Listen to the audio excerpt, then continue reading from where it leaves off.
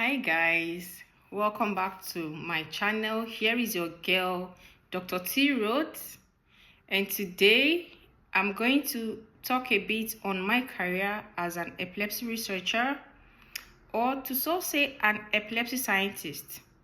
So I earned my PhD in pharmaceutical sciences at the Hebrew University of Jerusalem, Israel, and I would think that someone would say, who the hell goes to study epilepsy?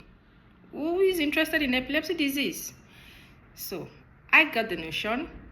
It is well known that in Africa, basically where I come from, epilepsy disease is thought to be an abnormal condition, not even like a disease condition. So it is basically one of the most stigmatized disease, if not the most. It is one of the most stigmatized disease in Africa.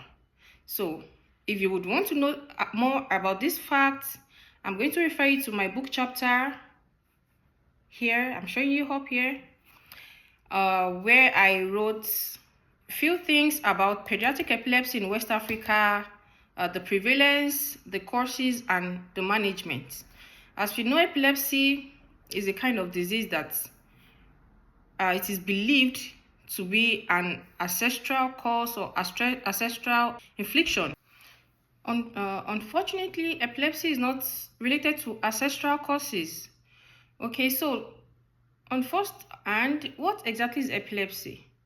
In a layman language, I would say epilepsy is a kind of neurological disorder. It is usually characterized by recurrent seizures and excessive neuronal activity in the brain. It means the brain neurons are excessively firing and making the person or the victim act excessively. Okay, so you would ask, why go into all of these studies? Why go into epilepsy again? There is a story behind that, and I'm going to let this out with you today, guys. It started with my first experience with an epileptic patient, where I saw a display of epileptic activity. Okay, so then during my undergraduate, I was going back to the dormitory, and I witnessed a scene where someone just started, acting weird, moving so fast, and started rolling on the floor. And it was just there doing all he wanted to do. And everyone gathered and kept on looking. And I was like, guys, can we just help this boy? They were like, no, you don't go near him. He's epileptic. His saliva is this. It can infect you and all of that. And blah, blah, blah. Out of fear, I stood back and I couldn't do anything. But I felt so bad. I really felt so bad. And afterwards, the guy, ended the episodes of the seizure, and he stood up and was going like nothing happened. He himself does not even have the consciousness of what he is doing. So it really left me asking, what exactly went wrong with this guy? What exactly has happened to him? And people already knew he had epilepsy, but they couldn't do anything, like literally nothing to do with him, like to help him. So I got home that day, I got to the dorms, and I was like, I started ruminating, thinking, recalling the scene and all of that. Then I searched, and it was like, it's a brain disorder. That was all I picked from the scene. I could say it said it's a brain disorder. Okay, so afterwards I moved on. I thought to myself, I think if I have the opportunity, I would go to study this disease. But unfortunately, as you know, Nigeria would have it. They would give you a course. You apply for medicine, they will give you something like biotechnology, and they will mesmerize the course for you. So my guys, I was into animal biotechnology in Lautech, where I finished my first degree. So then I was thinking I could still go for studies on neuroscience, or something has to do with brain disease or brain disorder, as I have. So after my first degree, I looked out for opportunities on brain disease studies or scholarships that could be available for me to, get on my desire. But I couldn't find one.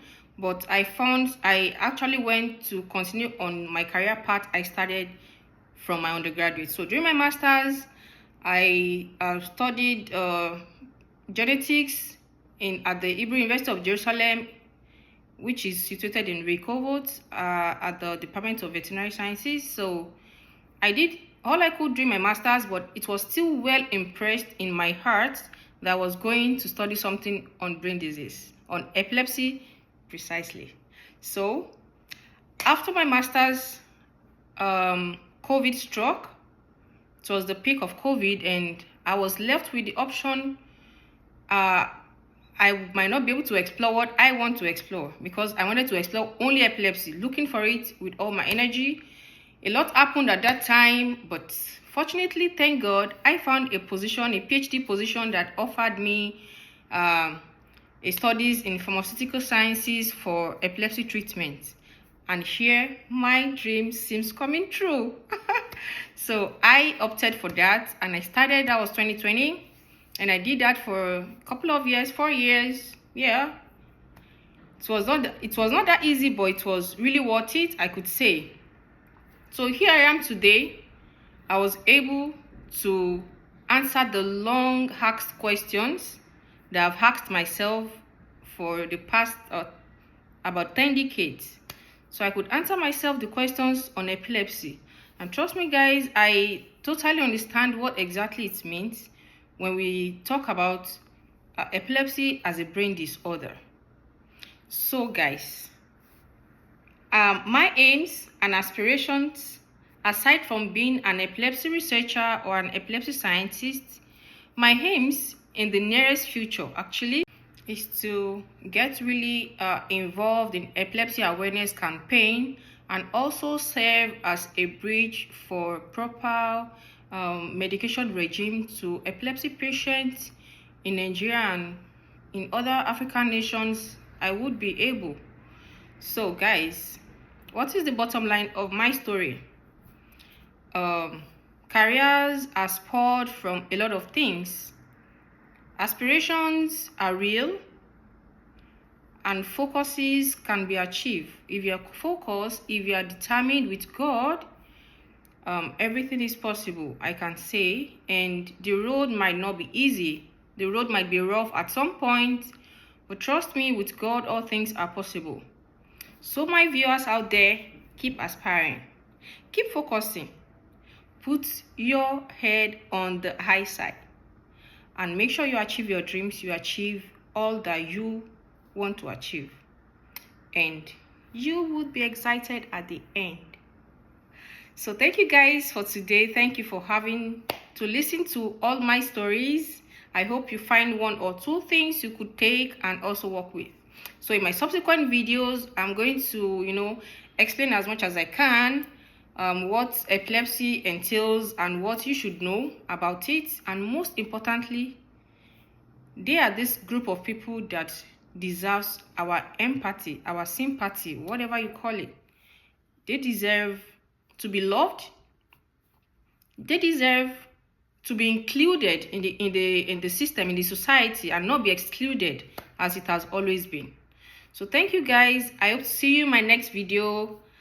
Please remember to share, to like, and to subscribe. Tell a friend to tell a friend to tell a friend. Thank you so much, guys. See you in my next video. Love you. Bye.